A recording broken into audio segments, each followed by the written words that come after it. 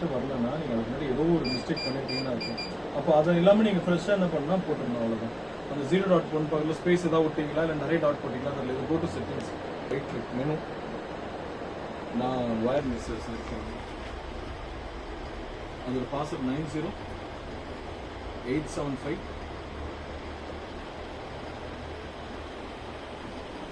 52864 52864. இப்போ ஓகே கொடுத்துருங்க.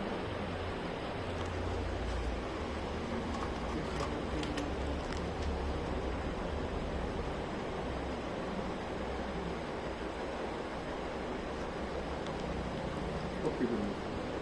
ஓகே கொடுங்க.